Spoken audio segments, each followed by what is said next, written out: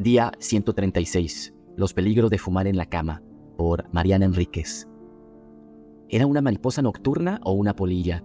Nunca había podido distinguirlas, pero algo era seguro. Las mariposas de la noche se hacían polvo entre los dedos, como si no tuvieran órganos ni sangre, casi como la ceniza quieta del cigarrillo en el cenicero cuando se la tocaba apenas.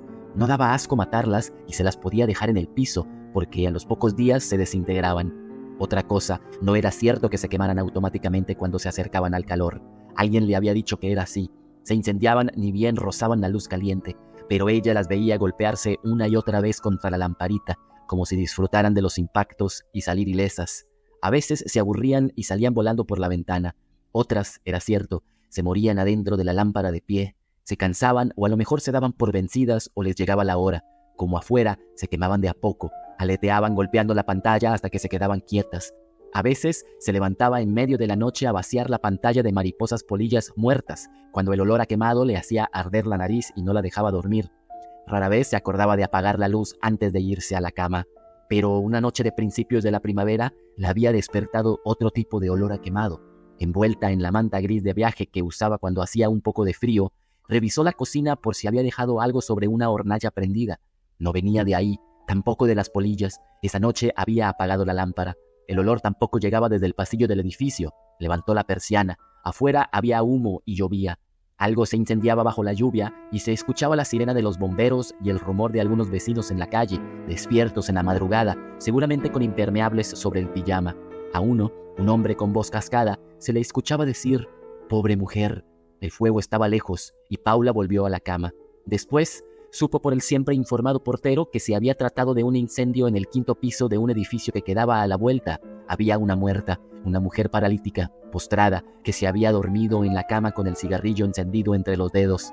La hija, que la cuidaba, y que era bastante mayor también, de unos 60 años, se había dado cuenta tarde, cuando la despertó el humo, la tos, el ahogo, y no pudo salvarla. «Pobre mujer, es un vicio maldito», dijo el portero, y agregó que la mujer fumaba mucho y no salía nunca. Paula quiso decirle: «¿Y usted cómo sabe que la señora fumaba tanto, si me acaba de decir que no salía nunca? ¿Cuándo la veía fumar entonces, Pero se cayó la boca porque era imposible discutir con el portero y porque estaba empezando a imaginarse que la señora del 5º piso debía haber visto las llamas subir desde los pies y como no sentía nada en las piernas, debió haber dejado que la manta se incendiara. Y seguramente habría pensado por qué no dejar que el fuego continuara e hiciera su trabajo. Debía ser doloroso, pero ¿cuánto podía tardar antes de que una mujer como ella, vieja y con los pulmones agotados, se desmayara? ¡Qué alivio para la hija! Además, el portero la devolvió al palier y la arrancó de ese mundo vagamente tranquilizador de ancianas quemadas para avisarle que durante la semana un muchacho iba a pasar a fumigar los departamentos. Paula le dijo qué bueno, y después pensó que si escuchaba el timbre le iba a abrir la puerta al fumigador.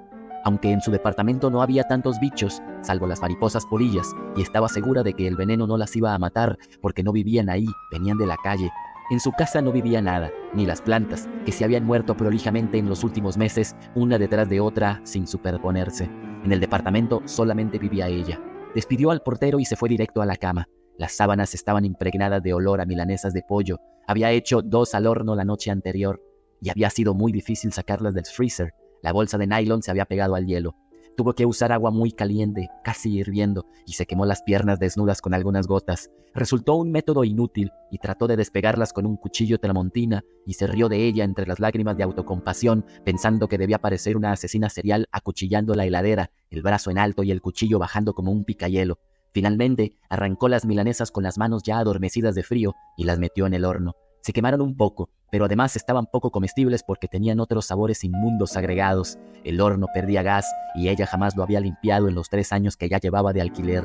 Así que no había podido comerlas y ahora tenía hambre y el departamento apestaba y el olor no la dejaba dormir y lo odiaba. Tanto que tuvo que llorar y lloró por el olor, porque los sahumerios que encendió para hacerlo desaparecer eran todavía más apestosos, porque nunca se acordaba de comprar desodorante de ambientes, que también olía asqueroso, porque el olor a cigarrillo también debía apestar todo, pero ella no lo notaba de tanto que fumaba, y porque nunca había podido tener una de esas casas limpias y luminosas que olían a sol, limones y madera. Hizo una carpa en la cama, levantando la manta con las rodillas, y se tapó hasta la cabeza. Ahí abajo la única luz era la brasa del cigarrillo que temblaba y parecía reavivarse cuando la rozaba el humo. Las sábanas estaban muy manchadas de cenizas. Paula abrió las piernas y con el dedo índice de la mano libre empezó a acariciarse el clítoris, primero en círculos, después con un frote vertical, después con delicados tirones y al fin de un lado al otro. Ya no servía de nada. Antes enseguida sentía ese comienzo de escalofrío y el calor de la sangre que se convocaba, y después el dedo sentía la piel de la vulva algo más áspera, granulada, y con el gran temblor final llegaba la humedad. Ella realmente sentía que se meaba, todo eso antes. Ahora hacía tanto que no pasaba nada y se frotó hasta la irritación y el dolor, pero paró antes de la sangre porque sabía que esa, la sangre, era la única humedad que últimamente podía arrancarse. Metió la lámpara de la mesa de luz debajo de las sábanas. Tenía la parte interna de los muslos salpicada de pequeñas manchas rojas superficiales que parecían una erupción por el calor o una alergia, pero se llamaba queratosis, y la tenía también en los brazos, en las caderas y un poco en las costillas. La dermatóloga le había dicho que con mucho tratamiento se podía poner mejor, que no tenía nada que ver con enfermedades terribles, como la psoriasis o el eczema, pero a ella le parecía lo suficientemente terrible, tanto como sus dientes amarillos y la sangre que le salía cada mañana de las encías cuando usaba el dentrífico, no un sangrado momentáneo, verdaderos chorros que caían en la pileta blanca. Se llamaba piorrea, aunque los dentistas ahora usaban un nombre más elegante que no podía recordar. Prefería la verdad, prefería la piorrea. El cuerpo le estaba fallando de muchas maneras más en las que no quería ni pensar. ¿Quién la iba a querer así, con caspa, depresión, granos en la espalda, celulitis, hemorroides y seca? Encendió otro cigarrillo bajo la sábana y persiguió con el humo a una mariposa que había entrado a la carpa refugio hasta que la mató. ¿Entonces se las podía ahogar con humo? ¡Qué animal más débil y estúpido! La dejó convulsionar entre sus piernas y vio las patitas de la mariposa polilla que parecían gusanos lombrices muy pequeños. Por primera vez sintió asco y la pateó hacia el piso, fuera de su cama. Hizo anillos con el humo dentro de la carpa y se aburrió.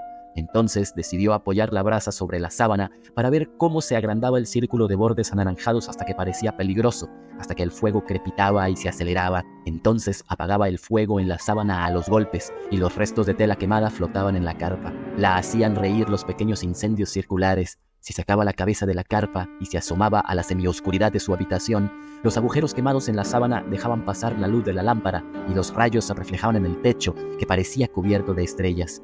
Tenía que hacer más agujeros porque, lo supo ni bien lo vio, lo único que quería era un cielo estrellado sobre su cabeza.